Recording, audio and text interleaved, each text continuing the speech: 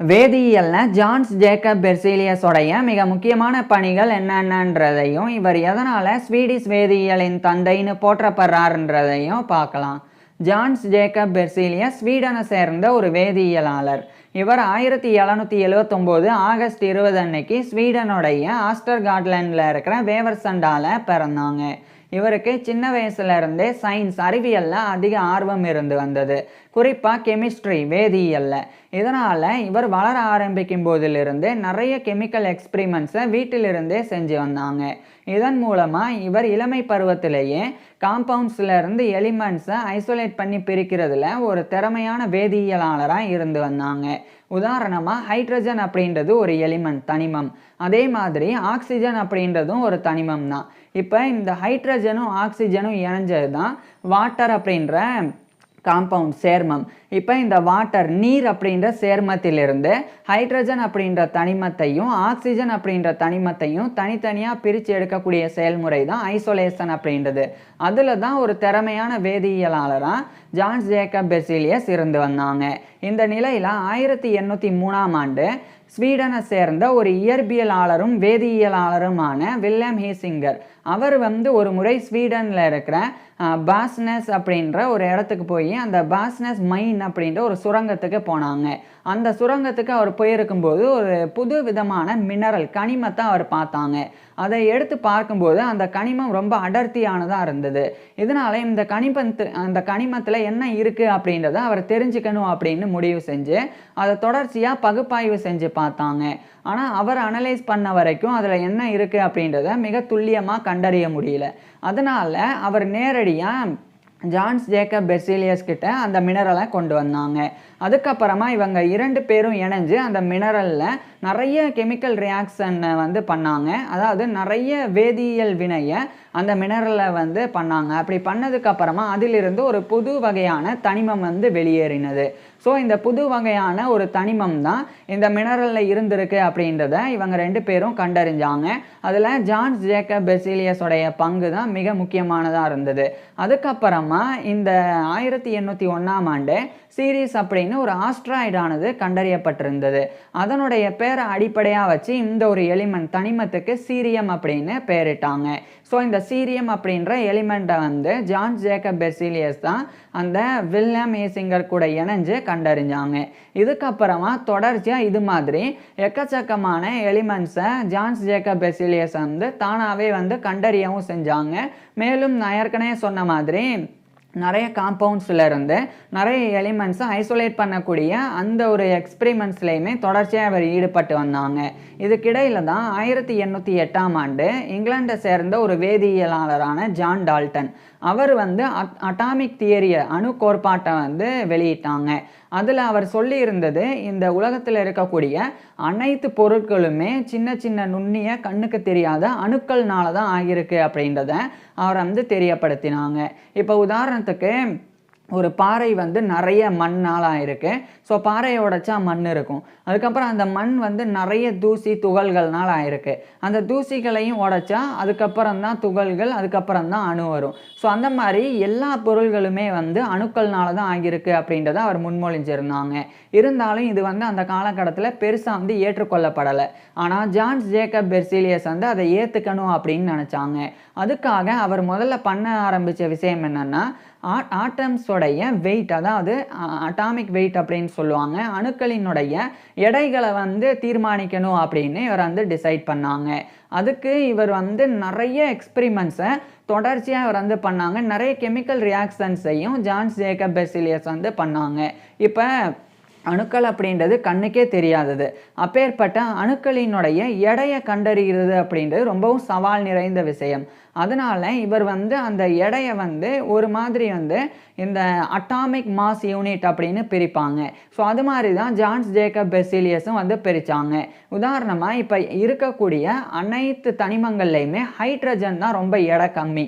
So கம்மியான எடை உள்ள ஹைட்ரஜனுடைய அந்த எடை atomic mass unit 1 atomic mass unit அப்படின்னு வச்சுட்டாங்க. இப்போ ஹைட்ரஜனுடைய எடை 1 யூனிட் அப்படின்னா அப்போ அந்த ஹைட்ரஜனுக்கு நிகர சிமிலராக வேறு எந்தெந்த தனிமங்கள் எல்லாம் எவ்வளோ மடங்கு வந்து அதை விட அதிகமாக இருக்கோ அவ்வளோ மடங்கு அதை விட அது வெயிட் அதிகம் அப்படின்னு அதனுடைய யூனிட்டை வந்து குறிப்பிடலாம்.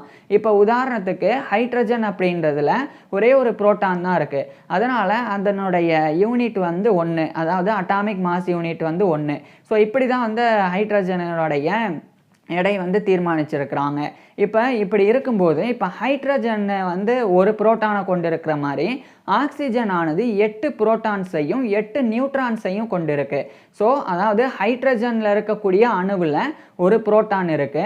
ஆனால் அதே சமயம் ஆக்சிஜனில் இருக்கக்கூடிய ஆக்சிஜனுடைய அணுவில் 8 புரோட்டான்களும் 8 நியூட்ரான்களும் இருக்கு.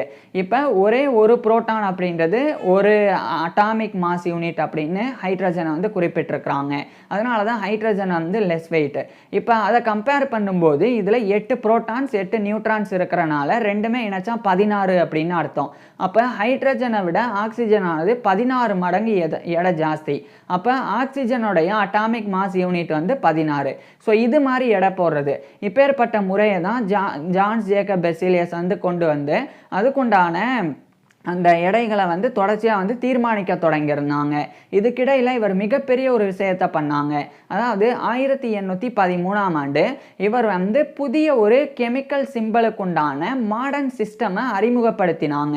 அப்படின்னா என்னன்னா, அந்த காலகட்டத்திலலாம் இப்போ oxygen, hydrogen, carbon di oxide இதெல்லாம் குறிப்பிடுறதுக்கு ஃபார்முலாவில் குறிப்பிடுறதுக்கு பெருசாக பேராக எழுத மாட்டாங்க.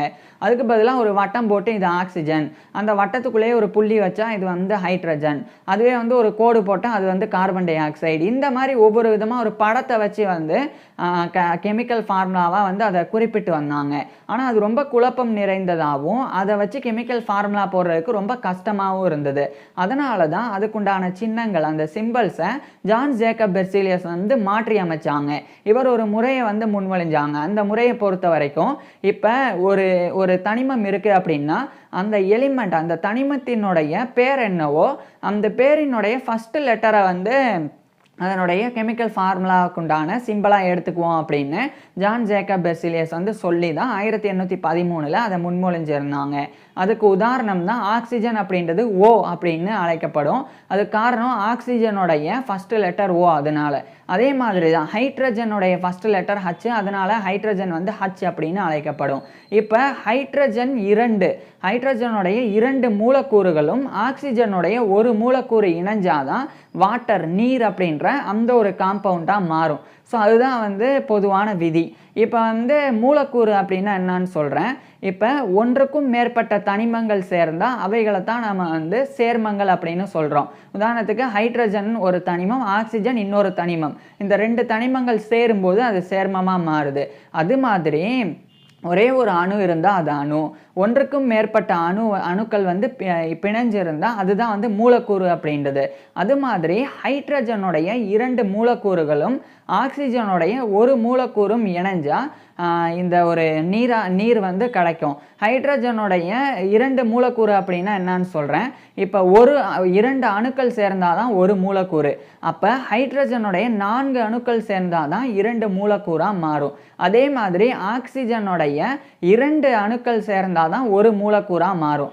ஸோ இப்போ இந்த ஹைட்ரஜனுடைய 4 அணுக்கள் அப்படின்னா அந்த 4 அணுக்கள்லையுமே ஒவ்வொரு புரோட்டான் தான் இருக்குது. அதனால் ஹைட்ரஜனுடைய எடை வந்து பொதுவாக 4 தான். அதே சமயம் இப்போ ஆக்சிஜனை பொறுத்த வரைக்கும் ஆக்சிஜனுக்குள்ளே இருக்கக்கூடிய அந்த வெயிட்டு, அதாவது அதில் இருக்கக்கூடிய புரோட்டான்ஸ் மற்றும் நியூட்ரான்ஸோடைய எண்ணிக்கை 16. அப்போ 2 அணுக்கள் சேர்ந்தால் ஒரு மூலக்கூறு அப்படின்னு சொல்லியிருக்கேன். அப்போ ஆக்சிஜனுடைய ஒரு அணுவில் 16 யூனிட் இருக்குது அப்படின்னா அப்போ 2 அணுக்கள் சேர்ந்தால் தான் ஒரு மூலக்கூறு. அப்போ 2 அணுக்களில் 16 + 16 32. அப்போ இந்த ஆக்சிஜனுடைய 32 யூனிட்ஸும் அதே மாதிரி இந்த ஹைட்ரஜனுடைய 4 யூனிட்ஸ். ஸோ இது ரெண்டுமே வந்து சேர்ந்தாதான் நீராக மாறும். அப்போ நீரினுடைய ஒரு மூலக்கூறு அப்படின்றது வந்து எப்படியா இருக்கும் அப்படின்னா 36 யூனிட்ஸாக இருக்கும். ஏன் 36 யூனிட்ஸ்னால் அதில் ஹைட்ரஜனுக்குண்டான 4 புரோட்டான்ஸ் இருக்கும், ஆக்சிஜனுக்குண்டான 16 புரோட்டான்ஸும் 16 நியூட்ரான்ஸும் இருக்கும். ஸோ ஒட்டு மொத்தமாக அதனுடைய அந்த அட்டாமிக் மாஸ் யூனிட் வந்து 36 வந்து இருக்கும். ஸோ இப்போ வந்து நம்ம இதை எப்படி புரிஞ்சுக்கலாம்னா ஹைட்ரஜனுடைய ஒரு மூலக்கூறை எடுத்தோம்னா அது வந்து ரொம்ப கம்மியான எடையில் இருக்கும். அதே மாதிரி ஆக்சிஜனுடைய ஒரு மூலக்கூறை எடுத்தோம்னா அது கம்மியான எடையில் இருக்கும். ஸோ அந்த மாதிரி இப்போ ஹைட்ரஜனுடைய 2 மூலக்கூறும் ஆக்சிஜனுடைய ஒரு மூலக்கூறு இது ரெண்டையுமே இணைச்சா அது நீராக மாறுறனால இந்த 2 எண்ணிக்கையும் சேர்ந்து அது பெரிய எண்ணிக்கையாக மாறுது. ஸோ அதனால தான் ஹைட்ரஜனும் ஆக்சிஜனும் கண்ணுக்கு தெரியலன்னா கூட அதனுடைய மூலக்கூறுகள் இணையும் போது அது நீராக நம்மளுடைய கண்ணுக்கு வந்து புலப்படுது. ஸோ இதை வந்து இவர் வந்து செஞ்சு வரும்போது தான் இந்த கெமிக்கல் சிம்பலையும் அறிமுகப்படுத்தி வந்தாங்க. இந்த முறையில் இவர் இன்னொரு விஷயத்தையும் குறிப்பிட்டாங்க.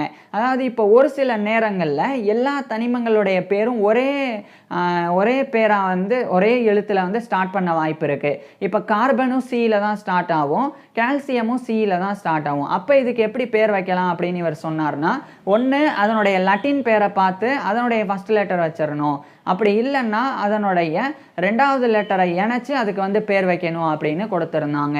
உதாரணத்துக்கு கார்பனுக்கு சி மட்டும் வச்சாச்சு. இப்போ கால்சியமுக்கு சி வைக்க முடியாது, அதனால கால்சியமுக்கு கேபிட்டல் சி, அந்த கால்சியமுடைய செகண்ட் லெட்டரான ஏ அது வந்து ஸ்மால் ஏ. ஸோ சிஏ அப்படின்றது கால்சியமுடைய கெமிக்கல் சிம்பிள். அப்படி வந்து ஜான் ஜேக்கப் பெசிலியஸ் கொடுத்தாங்க. அதே மாதிரி இப்போ உதாரணத்துக்கு அயன் இரும்பு, அதனுடைய லட்டின் பேர் வந்து ஃபெரியம் அப்படின்றது. ஸோ அந்த ஃபெரியமுடைய ஃபஸ்ட்டு 2 லெட்டரான எஃப்இ அதை வந்து அயனுக்கு கொடுத்தாங்க. அதே மாதிரி சில்வர் அது வந்து ஆர்கந்தம் அப்படின்னு இருக்குது, அதனுடைய லெட்டர்ஸில் இருக்கிற ஏஜி அதை வந்து எடுத்து சில்வருக்கு ஃபார்முலாவாக கொடுக்கறது. ஸோ இது மாதிரி அந்த சிம்பிள்ஸை ஜான் ஜேக்கப் பெசிலியஸ் வந்து கொடுத்தாங்க. இது மிகப்பெரிய அளவில் சின்ன சின்ன மைனரான மாடிஃபிகேஷன்ஸை தவிர மற்ற எல்லாமே அப்படியே ஏற்றுக்கொள்ளப்பட்டது. ஸோ இன்றைக்கி இந்த ஹைட்ரஜன் 2 மூலக்கூறும் ஆக்சிஜன் ஒரு மூலக்கூறு சேர்ந்தாதான் நீர் அப்படின்றத குறிக்கிறதுக்கு H2O அப்படின்னு சொல்லி குறிக்கிறாங்க. அப்படின்னா அது காரணம் ஜான் ஜேக்கப் பெசிலியஸ் தான். அது மட்டும் இல்லாமல் அந்த 1813 தான் இவர் இன்னொரு விஷயத்தையும் பண்ணாங்க. இந்த ஒரு தனிமத்தில் எத்தனை அணுக்கள் இருக்குது அப்படின்ற அந்த எண்ணிக்கையை குறிப்பிடுறதுக்கு இவர் வந்து சூப்பர் ஸ்கிரிப்ட்ஸை வந்து பயன்படுத்தினாங்க. அதாவது இப்போ ஹைட்ரஜன் 2ம் ஆக்சிஜன் 1 இணைஞ்சது தான் வாட்டர். அப்போ வாட்டருடைய ஃபார்முலாவை H2O அப்படின்னு இவர் எழுதினாங்க. அப்படி எழுதும்போது அந்த 2வை சூப்பர் ஸ்கிரிப்டாக எழுதினாங்க. சூப்பர் ஸ்கிரிப்ட்ஸ் அப்படின்னா ஹச்சுக்கு மேலே அந்த 2வை வந்து போட்டு அதுக்கப்புறம் ஓ போட்டாங்க. ஆனால் அது மட்டும் வந்து இப்போ மாற்றி அமைக்கப்பட்டிருக்கு. அது வந்து சப்ஸ்கிரிப்ட்ஸாக வந்து பண்ணப்படுது. அதாவது ஹச் போட்டு அது கீழே 2 போட்டு அதுக்கப்புறம் ஓ போடுறது. எப்படி இருந்தாலும் H2O தான். ஸோ அதை வந்து ஜான் ஜேக்கப் பெசிலியஸ் கொண்டு வந்திருந்தாங்க. அதுக்கப்புறம் பல ஆண்டுகள் இவர் தொடர்ச்சியாக வந்து அணுக்களினுடைய எடையை தீர்மானிக்கிறதுல ரொம்ப தீவிரமாக வந்து நிறைய எக்ஸ்பிரிமெண்ட்ஸையும் நிறைய கெமிக்கல் ரியாக்ஷன்ஸையும் பண்ணாங்க. கிட்டத்தட்ட 2000க்கும் மேற்பட்ட எக்ஸ்பிரிமெண்ட்ஸை இவர் தொடர்ச்சியாக செஞ்சு வந்தாங்க. அப்போ தான் ஒரு முறை ஒரு சல்ஃபர் ஆசிட் பிளான்ட் ஒரு தொழிற்சாலை வந்து இருந்தது. அங்கே வந்து இந்த கந்தக அமிலம் வந்து உற்பத்தி செய்யப்படும். அப்படி உற்பத்தி செய்யப்படும் போது ஒரு பெரிய லீட் சாம்பரில் தான் சல்ஃபர் ஆசிட்டை வந்து உற்பத்தி செய்வாங்க, அந்த சல்ஃபரிக் ஆசிட்டை. அப்படி உற்பத்தி செய்யும்போது அந்த கந்தக அமிலம் வந்து உற்பத்தி செய்யப்படக்கூடிய அந்த பெரிய லீட் சாம்பர் அப்படின்ற தொட்டி அதனுடைய சைட்லலாம் அப்படியே ரெட்டிஷ் டெபாசிட்டாக வந்து படிஞ்சது. அதாவது சிவப்பு கலரில் படிமங்கள் வந்து படிஞ்சிட்டே வந்தது. அது என்ன அப்படின்னே தெரியல, அது வந்து துர்நாற்றமும் வீசிச்சு. அப்போ ஜான் ஜேக்கப் பெசிலியஸ் வந்து அங்கே அழைக்கப்பட்டாங்க. அது 1817. அப்போ அவர் அங்கே போயிட்டு அந்த ரெட் டெபாசிட்ஸை வந்து அவர் ஃபுல்லாக வந்து ரெட்டிஸான டெபாசிட்ஸை சேகரிச்சுட்டு போனாங்க. அதுக்கப்புறமா அதை வந்து நிறைய கெமிக்கல் ரியாக்ஷனுக்கு உட்படுத்தினாங்க. அப்போ தான் அதிலிருந்து ஒரு தனிமம் வெளிவந்தது. அதுதான் செலீனியம் அப்படின்றது. ஸோ அது ஆரம்பத்தில் டெரூலியம் மாதிரி இருந்தது. அதனால அந்த டெரூலியம் வந்து கிரீக்கோடைய பேரில் வந்து எர்த்தோடைய பேர் வந்து டெரிலியம் அப்படின்னு இருக்கும், அந்த பேரை வந்து சூட்டியிருந்தாங்க. அது மாதிரி இப்போ வந்து இதுக்கு வந்து ஒரு செலீன் அப்படின்னு சொல்லி பேர் இருக்குது, ஒரு கிரீக்கோ அல்லது லாட்டின் லாங்குவேஜில். ஸோ அதை அடிப்படையாக வச்சு செலீனியம் அப்படின்னு அந்த தனிமத்துக்கு இவர் வந்து பேர் சூட்டினாங்க. இது 1817. ஸோ செலீனியமானது சல்ஃபர் மாதிரியும் இருக்கும், டெருலம் மாதிரியும் பார்க்குறதுக்கு ஒரு மாதிரி சிமிலராக இருக்கும். இருந்தாலும் செலீனியம் வேற ஒரு தனிமம். அதையும் இவர் தான் வந்து ஐசோலேட் பண்ணி கண்டறிஞ்சாங்க. அதுக்கப்புறம் 1818ஆம் ஆண்டு இந்த காலகட்டத்துக்குள்ள மொத்தமாக 49 எலிமெண்ட்ஸ் வந்து அந்த காலத்தில் கண்டறியப்பட்டிருந்தது. அந்த 49ல் 45 எலிமெண்ட்ஸோடைய வெயிட்டை வந்து ஜான்ஸ் ஜேக்கப் பெர்சிலியஸ் வந்து ரொம்ப ப்ரிசைஸாக கொடுத்துருந்தாங்க. உதாரணமாக இப்போ அந்த ஆக்சிஜனுடைய எடை அதை இவர் வந்து 15.96 அப்படின்னு கொடுத்துருந்தாங்க. ஹைட்ரஜனை கம்பேர் பண்ணும்போது இவர் கொடுத்தது கிட்டத்தட்ட வந்து சரிதான். ஏன்னா நான் வந்து 16 அப்படின்னு சொன்னேன். ரொம்ப துல்லியமாக பார்த்தா 15.999ன்னு போயிட்டே இருக்கும். அப்போ 15.99 எங்கே இருக்குது, 15.96 எங்கே இருக்குது? அந்த ஆக்சிஜனுடைய ஒரு அணுவினுடைய எடை 15.96 அப்படின்னு அந்த அட்டாமிக் மாஸ் யூனிட் அப்படின்னு இவர் தான் வந்து கொடுத்துருந்தாங்க. அது அப்போயே வந்து ரொம்ப துல்லியமாக இருந்தது. அப்போ இருந்த அந்த தொழில்நுட்ப வசதிகளை பயன்படுத்தியே 10 வருடங்கள் ஆய்வு செஞ்சு இந்த மாதிரி ஒவ்வொரு அந்த தனிமங்களினுடைய எடையையும் இவர் வந்து கொடுத்துருந்தாங்க. அது மட்டும் இல்லாமல் லா ஆஃப் கான்ஸ்டன்ட் ப்ரப்போர்ஷன் அதையுமே வந்து இவர் வந்து நிரூபித்தாங்க. லா ஆஃப் கான்ஸ்டன்ட் ப்ரப்போர்ஷன் அப்படின்னா என்னென்னா, இப்போ வாட்டரை வச்சே சொல்கிறேன். இப்போ 2 ஹைட்ரஜன் மூலக்கூறுகளும் ஒரு ஆக்சிஜன் மூலக்கூறு இணைஞ்சாதான் அது நீராக மாறும். ஒருவேளை 2 ஹைட்ரஜன் மூலக்கூறுகளும் 2 ஆக்சிஜன் மூலக்கூறுகளும் இணைஞ்சால் அது நீராக மாறாது. அதே சமயம் ஒரு ஹைட்ரஜன் மூலக்கூறும் 2 ஆக்சிஜன் மூலக்கூறுகளும் இணைஞ்சாலும் அது வந்து நீராக மாறாது. அதனுடைய ப்ரப்போர்ஷன் வந்து ஒரே மாதிரி இருக்கணும். ஒரே மாதிரி அப்படின்னா இப்போ ஹைட்ரஜனுடைய மூலக்கூறு 2 இருந்ததுன்னா ஆக்சிஜனுடைய மூலக்கூறு 1 தான் இருக்கணும். இப்போ ஹைட்ரஜனுடைய மூலக்கூறு 4 இருந்தது அப்படின்னா அப்போ ஆக்சிஜனுடைய மூலக்கூறு 2 இருக்கணும். ஸோ இந்த மாதிரி ப்ரொபோர்ஷன் வந்து கான்ஸ்டண்ட்டாக ஒரே மாதிரி இருந்தால் மட்டும்தான் நீர் வந்து உருவாக முடியும். இப்போ நீர் எங்கே இந்த உலகத்தில் கடல் நீரில் ஆரம்பித்து ஆற்று நீர், மழை நீர் அப்படின்னு எந்த நீரில் பார்த்தாலும் இந்த ஹைட்ரஜன் 2ம் ஆக்சிஜன் 1 இந்த அடிப்படையில் தான் சேர்ந்துருக்கும். ஸோ அதுதான் வந்து ஒரே மாதிரி கான்ஸ்டண்ட்டாக ப்ரப்போர்ஷனாக வந்து இருக்கும் அப்படின்றது தான் லா ஆஃப் கான்ஸ்டன்ட் ப்ரப்போர்ஷன் அப்படின்றது. ஸோ அதையும் ஜான்ஸ் ஜேக்கப் பெர்சிலியஸ் வந்து நிரூபிக்கவும் செஞ்சாங்க. அதுக்கப்புறம் சில ஆண்டுகளுக்கு பிறகு 1824 இந்த காலகட்டத்தில் இவர் வந்து ஒரு பெரிய விஷயம் பண்ணாங்க. சிலிக்கா அப்படின்னு ஒன்று இருக்குது. இது வந்து மணல், துகள், பாறையிலலாம் இருக்கக்கூடியது. அந்த சிலிக்கா அப்படின்ற காம்பவுண்டை ஒரு கண்டெய்னருக்குள்ளே வச்சு பொட்டாசியத்தினுடைய சிப்ஸ் அதை வச்சு அதுக்குள்ளே வச்சு ஹீட் பண்ணாங்க. அப்படி பண்ணும்போது இவர் எதனால் இதை பண்ணாங்க அப்படின்னா, அந்த சிலிக்கான் அப்படின்ற ஒரு எலிமெண்ட் இருக்குது அப்படின்னு நிறைய விஞ்ஞானிகள் சொல்லியிருந்தாங்க. ஆனால் அந்த சிலிக்காவிலேருந்து எப்படி அந்த சிலிக்கான் அப்படின்ற எலிமெண்ட்டை பிரித்து எடுக்கிறதுன்னு தெரியல. ஸோ அதுக்காக தான் சிலிக்காவை கண்டெய்னரில் வச்சு அந்த ஒரு பொட்டாசியமை உள்ளே போட்டு ஹீட் பண்ணாங்க. அப்படி பண்ண உடனே அதிலிருந்து தனியாக அப்படியே சிலிக்கானானது பிரிஞ்சு வந்தது. ஸோ இதை வந்து ஜான்ஸ் ஜேக்கப் பெர்சிலியஸ் 1824 பண்ணாங்க. இது மிகப்பெரிய ஒரு சாதனை. இதை பண்ணதுக்கப்புறம் இந்த சிலிக்கான் வந்து மிகப்பெரிய பயன்பாட்டில் இருக்குது. இன்றைய காலகட்டத்தில் நிறைய டெக்னாலஜியில், குறிப்பாக செமிகண்டக்டிங் ஃபீல்டுலலாம் இந்த சிலிக்கானானது எவ்வளோ முக்கியத்துவம் வாய்ந்தது அப்படின்றத சொல்லி புரிய வைக்கணும்னு அவசியம் இல்லை. அதை ஜான்ஸ் ஜேக்கப் பெர்சிலியஸ் தான் வந்து பண்ணியிருந்தாங்க. அதுக்கப்புறம் 1828 தோரியம் அப்படின்னு சொல்லி இன்னொரு எலிமெண்ட்டை இவர் ஐசோலேட் பண்ணி கண்டறிஞ்சாங்க. அது மட்டும் இல்லாமல் தோரியத்தை மெட்டல் சிம்பிளையும் வந்து இவர் வந்து உருவாக்கவும் செஞ்சாங்க. அதுக்கப்புறம் 1830 ஐசோமரிசம் அப்படின்னு சொல்லி ஒரு வார்த்தையை இவர் வந்து முன்மொழிஞ்சாங்க. ஐசோமரிசம் அப்படின்னா என்னன்னா, இப்போ ஒரு காம்பவுண்ட் இருக்குது, இன்னொரு காம்பவுண்ட் இருக்குது. இப்போ 2 சேர்மங்கள்லையும் ஒரே மாதிரியான தனிமங்கள் தான் உள்ளே இருக்கும். அப்படி இருந்தாலும் அதனுடைய தோற்றம் வந்து மாறுபடும். உதாரணத்துக்கு அதனுடைய ப்ராப்பர்ட்டிஸ், பண்புகள் வந்து மாறுபடும்.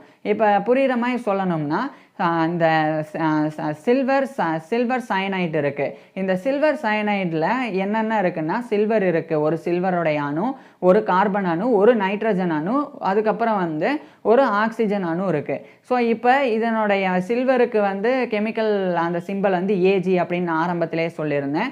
அதுக்கப்புறம் கார்பன் வந்து சி, நைட்ரஜன் வந்து என்ன, ஆக்சிஜன் ஓ. ஸோ ஏஜிசிஎன்ஓ அப்படின்றது தான் இதனுடைய கெமிக்கல் ஃபார்முலா. அதே மாதிரி தான் சில்வர் ஃபுல்மினேட் அப்படின்னு சொல்லி இன்னொரு காம்பவுண்ட் இருக்குது. அதுலேயும் ஒரு சில்வர், ஒரு கார்பன், ஒரு நைட்ரஜன், ஒரு ஆக்சிஜன் இருக்குது. அதனுடைய கெமிக்கல் ஃபார்முலாவும் ஏஜிசிஎன்ஓ தான். ஆனால் இது ரெண்டும் வந்து ஏன் வெவ்வேறு சேர்மங்களாக இருக்குது அப்படின்னா, நான் சிம்பிளாக புரிகிற மாதிரி சொல்கிறேன். இப்போ சிமெண்ட் இருக்குது, 1 கிலோ சிமெண்ட் இருக்குதுன்னு வச்சுக்குவோம். அதே மாதிரி ஒரு 100 கிலோ சிமெண்ட் இருக்குது அப்படின்னு வச்சுக்குவோம். அதே மாதிரி ஒரு 1000 செங்கல் இருக்குது அப்படின்னு வச்சுக்குவோம். இப்போ அந்த 1000 செங்கல் 100 கிலோ சிமெண்ட்டை வச்சு ஒரு சின்ன வீடு கட்டுறாங்க. இப்போ அதே சமயம் இன்னொரு நபர் வந்து அதே 1000 செங்கலையும் 100 கிலோ சிமெண்ட்டையும் வச்சு ஒரு செவுரு கட்டுறாங்க. இப்போ செவுருக்கும் அந்த அந்த ஒரு வீட்டுக்கும் வந்து வித்தியாசம் இருக்குது. அதனுடைய பண்புகளே மாறுபடும். செவுரானது ஒரு தடுப்புக்காக கட்டப்படக்கூடியது, வீடானது வாழ்கிறதுக்காக கட்டப்படக்கூடியது. ஆனால் அந்த ரெண்டுத்துலேயுமே 1000 செங்கல் இருக்குது, 100 கிலோ சிமெண்ட் தான் இருக்குது. ஸோ இது மாதிரி நான் புரிகிறதுக்காக சொன்னேன். அது மாதிரி தான் அந்த சில்வர் சயனைடாக இருக்கட்டும், சில்வர் ஃபில்மினேட்டாக இருக்கட்டும், ரெண்டுத்துலேயுமே ஒரே பண்புகள் கொண்ட அந்த அணுக்கள் மட்டும்தான் இருக்குது, தனிமங்கள் தான் இருக்குது. இருந்தாலும் அதனுடைய அணுக்களினுடைய அரேஞ்ச்மெண்ட்ஸ் வந்து வெவ்வேறு மாதிரி இருக்குது. அதனால இது 2 சேர்மங்களாக இருக்குது. ஸோ 2 சேர்மங்களில் ஒரே மாதிரியான தனிமங்கள் இருந்து அதனுடைய ப்ராப்பர்ட்டிஸ் மட்டும் வேறுபட்டால் அந்த ஒரு நிகழ்வை தான் ஐசோமரிசம் அப்படின்னு சொல்லி இவர் வந்து முன்மொழிஞ்சாங்க. அது 1830. அதே 1830 இவர் வந்து கேட்டலிசிஸ் அப்படின்னு சொல்லி ஒரு டேர்மையும் இவர் வந்து முன்மொழிஞ்சாங்க. இப்படின்னா என்ன அர்த்தம்னா, இப்போ ஒரு 2 விஷயங்கள் வந்து சேர்க்கிறாங்க. இப்போ 2 தனிமங்களை சேர்க்குறாங்க. 2 தனிமங்களை சேர்த்த பிறகு அதை ஒரு சேர்மமாக மாற்றுறதுக்காக வேறு ஏதாவது ஒரு தனிமத்தை பயன்படுத்தும் போது அந்த 3ஆவதாக பயன்படுத்தப்பட்ட தனிமம் வந்து அந்த 2 தனிமத்தையும் சேர்த்துரும். ஆனால் சேர்த்துட்டு அந்த 3ஆவதாக இருக்கக்கூடிய தனிமம் வந்து அப்படியே தனியாக தான் இருக்கும். அப்பேற்பட்ட அந்த 3ஆவதாக இருக்கக்கூடிய தனிமம் தான் கேட்டலிஸ்ட் அப்படின்னு அதுக்கு பேர் வச்சாங்க. இப்போ புரிகிற மாதிரி சொல்கிறேன். சுகரில் இருந்து ஆல்கஹாலோ கார்பன் டை ஆக்சைடோ வர்றதுக்கு அது தானாக வந்து மாறாது. அதுக்கு ஈஸ்ட் அப்படின்னு ஒன்று இருக்குது, ஒரு மைக்ரோ ஆர்கானிசம். அந்த ஈஸ்ட்டு தான் சுகரை வந்து உட்கொண்டு கார்பன் டை ஆக்சைடாகவும் ஆல்கஹாலாகவும் வெளியிடும். ஸோ இப்போ ஈஸ்ட்டு வந்து என்ன தான் சுகரை உட்கொண்டு அது கார்பன் டை ஆக்சைடாக வெளியிட்டாலும் அது வந்து கார்பன் டை ஆக்சைடாக மாறி இருந்தாலும் ஈஸ்ட்டு தனியாக தான் இருக்கும். அது வந்து அந்த செயல்முறையை செஞ்சுருக்குமே ஒழிய அது தனியாக தான் இருக்கும். அப்போ சுகரை வந்து ஆல்கஹாலாவோ கார்பன் டை ஆக்சைடாவோ மாற்றக்கூடிய ஈஸ்ட் வந்து இந்த இடத்துல ஒரு கேட்டலிஸ்ட் மாதிரி. இதை இன்னும் சிம்பிளாக சொல்கிறேன். இப்போ எக்ஸு தனியாக இருக்குது, ஒய் தனியாக இருக்குது. இப்போ இதை ரெண்டையும் இணைக்கணும். அதுக்கு இசட் வந்து செயல்படுது. இசட் செயல்பட்டால் அந்த எக்ஸும் ஒய்யும் சேர்ந்து எக்ஸ் ஒய்யாக மாறிடும். ஆனால் இசட் அதுக்குள்ளே நுழையாது. இசட் தனியாக நம்ம அடுத்து மறுபடியும் பிரித்து அந்த இசட்டை வந்து எடுத்துடலாம். எக்ஸு ஒய்யை ஒட்டுறதுக்கு மட்டும் இசட்டை பயன்படுத்திட்டு எக்ஸ் ஒய் வந்து சேர்ந்த பிறகு நம்ம இசட்டை எடுத்துடலாம். ஸோ இப்படி ஒரு நிகழ்வு நடக்கும்போது எக்ஸ் ஒய் இசட் 3மே சேர்ந்துட்டால் அது வேறு. ஆனால் இசட் சேராமல் அந்த 2 எக்ஸ் ஒய்யை மட்டும் சேர்க்கறதுக்கு மட்டும் முயற்சி செஞ்சனால இந்த இசட் பண்ணக்கூடிய நிகழ்வு, அந்த சேர்க்கக்கூடிய நிகழ்வு கேட்டலிசிஸ். இந்த கேட்டலிசிஸை பண்ணக்கூடிய இசட் வந்து கேட்டலிஸ்ட். அதையும் இவர் தான் சொல்லியிருந்தாங்க. இது மட்டும் இல்லாமல் இவர் வந்து எலக்ட்ரோ கெமிக்கல் டுவலிசம் அப்படின்னு ஒரு தியரியை கூட முன்மொழிஞ்சாங்க. ஆனால் அது பிற்காலத்தில் கைவிடப்பட்டது. இப்படி ஜான் ஜேக்கப் பெர்சீலியஸ் கெமிஸ்ட்ரியில் பல்வேறு சாதனைகளை பண்ணியிருக்கிறாங்க. நான் சொல்லாத இன்னும் பல விஷயங்கள் பண்ணியிருக்கிறாங்க. இதனால தான் இவர் father of Swedish chemistry, Swedish வேதியியலின் தந்தை அப்படின்னு போற்றப்படுறாங்க. மேலும் ராபர்ட் பாயில், ஆண்ட்வான் லவாசியா, அதே மாதிரி இன்னொரு நபர் இருக்கிறாங்க ஜான் டால்டன். இவங்க கூடலாம் சேர்ந்து one of the founders of modern chemistry அப்படின்னும் இவர் ஜான்ஸ் ஜேக்கப் பெர்சீலியஸ் வந்து போற்றப்படுறாங்க. இவரை பற்றி நீங்கள் என்ன நினைக்கிறீங்க அப்படின்றத கீழே கமெண்ட்ஸில் சொல்லுங்கள். இவர் இறுதியாக 1848 ஆகஸ்ட் 7 அன்னைக்கு இவருடைய 68 வயசில் இறந்து போயிருந்தாங்க. இந்த ஜான்ஸ் ஜேக்கப் பெர்சீலியஸோடைய வாழ்க்கை அது ரொம்ப வந்து கஷ்டமான வாழ்க்கையாக தொடங்கி ரொம்ப இனிமையாக முடிஞ்சிருக்கும். இவருடைய ஃபுல் லைஃப் ஹிஸ்ட்ரியை நான் ஏற்கனவே பேசியிருக்கேன். அதை பார்க்குறதுக்கு கீழே டிஸ்கிரிப்ஷனில் லிங்க் கொடுத்துருக்குறேன், கட்டாயமாக பாருங்கள். தேங்க்யூ.